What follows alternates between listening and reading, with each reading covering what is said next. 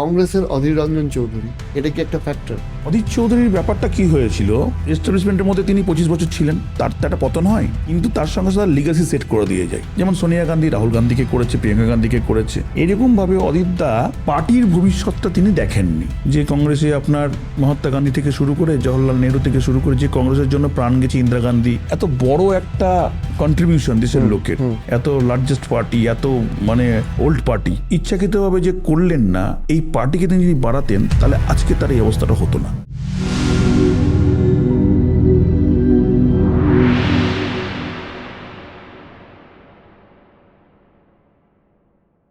কিন্তু আপনি আপনি যে পরিষেবার কথা বলছেন বা যে সংগঠনের কথা বলছেন, তার সাথে তো এটাও বাস্তব যে একটা অ্যান্টি ইনকামবেন্সিরও একটা ব্যাপার থাকে। একটা সরকার যে 15 বছর ধরে রয়েছে, আমি প্রমাণিত বলছি না, কিন্তু অভিযোগ উঠে এসছে বিভিন্ন দুর্নীতি বা ইত্যাদির। কিন্তু এই যে পরিষেবা দেওয়াটা যেমন একটা পজিটিভ হতে পারে, সেরকমভাবেই 15 বছর থাকা বহু মানুষ তার এক্সপেকটেশন অনুযায়ী পরিষেবা পাননি, সেই অ্যান্টি ইনকামবেন্সিটাও তো কাজ করতে পারে। পরিষেবা পাইনি, এখানে অ্যান্টি ইনকামেন্সি খুব বেশি থাকবে না, থাকবে কিন্তু কম থাকবে, খুব মানে মেজর কিছু থাকবে না। এই কারণে আমার পাড়া আমার সমাধানের মধ্যে দিয়ে প্রায় আমার বিধানসভার 300টি বুথ, গোটা পশ্চিমবঙ্গে 80,000 বুথে কাজগুলো হয়েছে। আমাদের সরকার তো খুব প্ল্যানিং ওয়েতে কাজগুলো করে, তার মানে 80,000 গলিতে কাজগুলো হয়েছে। তাহলে আমার বিধানসভার মধ্যে 300টি বুথ আছে, 300টি বুথে আমার পাড়া আমার সমাধানে প্রত্যেক বুথে 10 লক্ষ টাকা করে, অর্থাৎ 10 লক্ষ ইন্টু আপনার 300 বুথ, 30 কোটি টাকার কাজ হয়েছে। এবং সেটা এখনো পর্যন্ত 80% হয়ে গেছে, 20% কাজ বাকি আছে, চলছে। তার মধ্যে লাইট আছে, রোড ইনফ্রাস্ট্রাকচার রয়েছে, ড্রেন রয়েছে, এগুলো রয়েছে। তাহলে কাজের জায়গাটায় মানুষ যে খুব একটা বেশি পরিষেবা পাচ্ছে না, এই জায়গাটা মানুষের খুব বেশি ক্ষোভ নেই, থাকবে, সেটা কম থাকবে। অন্যদিকে অ্যান্টি ইনকামবেন্সি নিশ্চয়ই থাকবে, এটা এটা ডেফিনেটলি এটা উপেক্ষা করার জায়গা নেই। এবং দুর্নীতি, এটা নিয়েও আপনার ইস্যু থাকবে, কারণ এস্টাবলিশমেন্টে যে থাকে তার কিছু ড্রব্যাকস থাকে, থাকবে, সেটা আমাদের দলের মধ্যেও রয়েছে। সেগুলোর জন্য আপনার যেমন পার্থ চ্যাটার্জি যে ইস্যুটা, সেটা এবং চাকরির স্ক্যাম, এগুলো নিয়ে আরবান এলাকায় যেহেতু আমরা পলিটিক্স করছি, এখানে মধ্যবিত্ত শিক্ষিত ছেলে মেয়ের হার বেশি, তাদের মধ্যে এটা একটা প্লে করবে যে রিগার্ডিং এসএসসি বা রিগার্ডিং করাপশন, তাদের ভবিষ্যৎটা কোন জায়গায়। তারা যদি একজন সরকারের মন্ত্রীকে দেখে এরকমভাবে দুর্নীতিগ্রস্ত বা এরকম একটা স্ক্যাম, স্বাভাবিকভাবে সেই দায়টা সরকার এড়াতে পারে না। কিন্তু দেখতে হবে সেই দায়টা যেমন সরকার মানে অ্যাভয়েড করছে, ইগনোর করছে না, সরকার সেই দায়টা নিয়ে তার পরের স্টেপগুলো ফাংশন করছে। সেই জায়গায় দাঁড়িয়ে পরবর্তীকালে যে এসএসসিগুলো যেগুলো হলো সুপ্রিম কোর্টের ডাইরেকশনে, সেগুলো নির্ভুলভাবে কমপ্লিট হলো, সেখানে আপনার এনগেজমেন্টগুলোও হলো পুরোপুরি ঠিকঠাকভাবে। পাশাপাশি আরও যে মানে কাজের স্কোপ তৈরি করার জন্য যে নোটিফিকেশন, সেগুলো আপনার পরবর্তীকালে যে মানে অনগোয়িং প্রসেস, তাহলে একটা যে নিশ্চয়ই একটা প্রতিষ্ঠানে ভুল হতে পারে, ভুল ব্যাপক কেলেঙ্কারি আছে বিজেপি গভর্নমেন্টের আমলে, তাও বিজেপি এসেছে ক্ষমতায়। আপনার ইউপি গভর্নমেন্টের প্রথম দিকে আপনার মানে কানিমজি থেকে শুরু করে যারা অ্যালি পার্টিগুলো ছিল, তাদের মধ্যে 2G স্পেকট্রাম কেলেঙ্কারি রয়েছে। তাহলে দুর্নীতি আবার ইউপিএ মানে প্রথম বিজেপি গভর্নমেন্টের সময় জর্জ ফার্নান্ডেসের যে আপনার ওই তেহলকা কাণ্ড আছে, এটা আপনার যতদিন আপনার গভর্নমেন্ট থাকবে, সেই গভর্নমেন্টে 90% মানুষ ঠিক হলে পরেও আপনার 10% মানুষ করাপ্টেড হবেই। কংগ্রেসের অধীর রঞ্জন চৌধুরী, এটা কি একটা ফ্যাক্টর?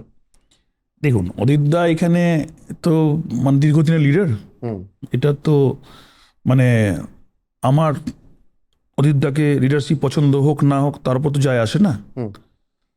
অধীর চৌধুরী বহরমপুরের সাংসদ 1999 সাল থেকে, এবং তার মেয়াদ 2024 সাল পর্যন্ত।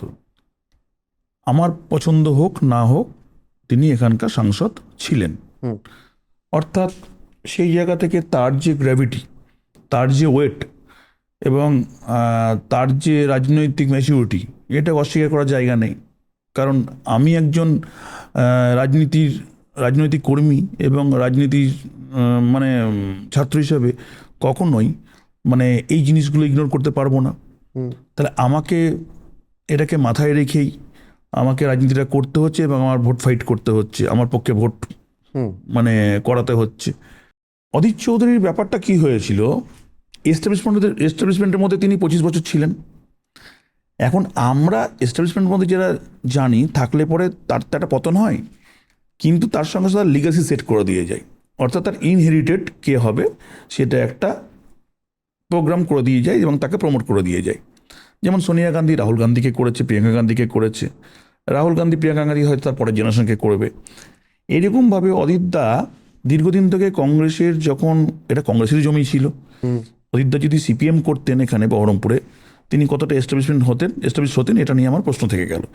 কংগ্রেসের জমি অদিতদার আসার আগে থেকেই এখানে চিরকালই কংগ্রেসের জমি ছিল, 67 থেকে কংগ্রেসের জমি। হুম অদিতদা এখানে রাজনীতিতে এসেছে, আপনার বহরমপুরের রাজনীতিতে এসেছেন উনি 1999 থেকে এমপি ভোটে। তার আগে নবগ্রামে বিধায়ক ছিলেন, প্রথমবার হেরেছিলেন 1991 কংগ্রেসের দাঁড়িয়েছিলেন নবগ্রামে, 1451 ভোটে হেরেছিলেন। 96 তিনি জিতেছিলেন, সেটা 2 বছর করার পর যখন 99 ভোট হলো, তারপর তিনি সেখানে বহরমপুরের অ্যাকচুয়ালি মানে রেগুলার রাজনীতির সঙ্গে, অফিসিয়াল রাজনীতির সঙ্গে তিনি জড়ালেন। সেই জায়গা থেকে দাঁড়িয়ে একটা দীর্ঘ সময় তিনি পার করেছেন।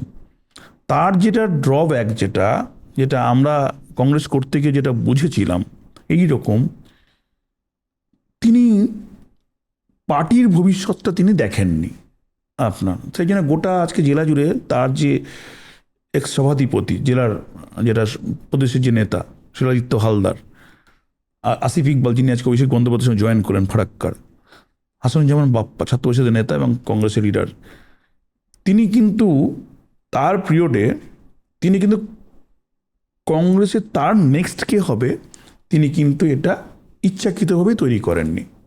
তৈরি না করার কোনো ব্যাপার ছিল না, অনেক লিডার ছিল কংগ্রেসের, তৈরি করেননি। তো এটা তার মনে হয়েছিল যে যতদিন অধীর চৌধুরী থাকবে ততদিন কংগ্রেস থাকবে, এটা তার মনে হয়েছিল। কিন্তু আজকের দিনে দাঁড়িয়ে তিনি যে কংগ্রেসের আশ্রয় নিচ্ছেন, কারণ একটা ব্যক্তি কখনো একটা অর্গানাইজেশন থেকে বড় হতে পারে না, হুম বিশেষ করে মানে আপনার কংগ্রেসের মতো দলের, যে কংগ্রেস প্রতিষ্ঠা হয়েছিল 1885 সালে, যেখানে প্রচুর রক্তের ভিত্তিতে, প্রচুর লড়াইয়ের ভিত্তিতে, প্রচুর সংগ্রামের ভিত্তিতে কংগ্রেসটা প্রতিষ্ঠা পেয়েছিল। যে কংগ্রেসে আপনার মহাত্মা গান্ধী থেকে শুরু করে, জওহরলাল নেহরু থেকে শুরু করে, যে কংগ্রেসের জন্য প্রাণ গেছে ইন্দিরা গান্ধী, আপনার রাজীব গান্ধী থেকে শুরু করে মহাত্মা গান্ধীরও পর্যন্ত। তাহলে এই যে একটা দীর্ঘ সংগ্রাম, এই মানে এত বড় একটা কন্ট্রিবিউশন দেশের লোকের, হুম যেটা গোটা পৃথিবীর লোক যাদেরকে মানে চেনে, এই পার্টি সম্পর্কে তারা জানে, এত লার্জেস্ট পার্টি, এত মানে ওল্ড পার্টি, সেই পার্টিকে তিনি বাড়াতে ইচ্ছাকৃতভাবে যে করলেন না, আলটিমেটলি এই পার্টিকে তিনি যদি বাড়াতেন তাহলে আজকে তার এই অবস্থাটা হতো না। এখানে কংগ্রেসের পক্ষ থেকে আরেকটা অভিযোগও আসছে, সেটা হচ্ছে যে যদি আমরা এতটাই অপ্রাসঙ্গিক হই, হুম আহ, তাহলে এইবারের ভোটেও কংগ্রেস অভিযোগ করেছে যে আমাদের প্রচারে বাধা সৃষ্টি করছে তৃণমূল কংগ্রেস, এই অভিযোগটা আসছে। এটা কি ডেফিনেটলি আপনি ডিনাই করবেন, কিন্তু বিভিন্ন জায়গায় যে ছবি বা ভিডিও এসছে একদম কি এড়িয়ে যাওয়া যায়? ডেমোক্রেসিতে আপনার যেখানে নরেন্দ্র মোদীকেও গো ব্যাক স্লোগান দেয়, অর্থাৎ আমার একটা জায়গা, এখানে দেখুন, চিন্তা করুন, অধীরবাবুকে যখন প্রচারে যাচ্ছেন তাকে কিন্তু বাধা দেয়নি কেউ। আপনাকে প্রেজেন্ট সিচুয়েশনটা বুঝতে হবে। অধীরবাবু যেটা মনে করতেন যে বহরমপুর শহরটা তার, নিশ্চয়ই তার, তিনি বহরমপুর শহরের নাগরিক, তার সঙ্গে সঙ্গে বহরমপুর শহরটা তৃণমূল কংগ্রেসের যারা কর্মী তাদের, যারা সিপিএম করে তাদেরও, যারা বিজেপি করে তাদেরও, হুম বা যারা আপনার কোনো পার্টি করেন নোটাতে ভোট দেয় তাদেরও। তার যে মেন্টাল যে সেট আপটা হয়ে রয়েছে, তিনি একটা সময় বহরমপুরকে যেভাবে চালিয়েছিলেন রাজনৈতিকভাবে, ব্যক্তিগতভাবে, গোটা শহরটা তার, অর্থাৎ তিনি যে দিক দিয়ে যাবেন প্রচার করতে, সেখানে দ্বিতীয় কোনো বিকল্প থাকবে না, কোনো অল্টারনেটিভ কোনো পার্টি থাকবে না, হুম বা কেউ থাকবে না। হুম অধীরবাবু মনে করছেন যে তার উপর অত্যাচার হচ্ছে, তাকে টর্চার করছে, তিনি তার স্ট্র্যাটেজিক্যালি তিনি তার ফোর্স সিকিউরিটিগুলো বাড়িয়ে নিচ্ছেন নরেন্দ্র মোদী বা বিজেপিকে ম্যানেজ করে মনে হয়, বা কাউকে ম্যানেজ করছেন ওখানে কান্নাকাটি করে। এবং তার ফলে যেটা করছে, সেই সিকিউরিটি বলয় দিয়ে তিনি যখন মুভমেন্ট করছেন তার লোক 50টা, সিকিউরিটি 100টা, অর্থাৎ 150 লোককে তিনি প্রমোট করে এলাকার লোকের কাছে সুকৌশলে এই মানে আপনার কি বলবো নির্বাচনী বৈতরণীটা তার যেটা একটা ভ্যাকুম ছিল জায়গাটা, মানে লোকজন পাচ্ছিল না, লোককে সোয়াপ করছে তার কাছে এতটা আছে। এবং তিনি খুব একটা কি বলবো ইম্পর্টেন্ট ক্যারেক্টার, যে তাকে এত সিকিউরিটি বলে দিয়ে রাখা হয়েছে। ফলে সবটাই তার রাজনৈতিক স্ট্র্যাটেজিতে ব্যবহার করার জন্য তিনি যেগুলো করছেন এই অভিযোগগুলো তাকে করতেই হবে, না হলেও করতেন তিনি। তা তার রাজনৈতিক স্ট্র্যাটেজি তৈরি করার জন্য তার কাছে মানুষ নেই, তার কাছে সার্ভিস দেওয়ার কিছু নেই, তার কাছে কোনো কমন ম্যানিফেস্টো নেই যে তিনি ভোটে জিতে কী করবেন, এজেন্ডা নেই। তার কাছে রয়েছে মানে তার জীবন দর্শন শোনানোর কিছু হচ্ছে আপনার কথা, এবং তার সঙ্গে রয়েছে স্ট্র্যাটেজিক্যালি সেন্ট্রাল ফোর্সকে নিয়ে তার চলাফেরা।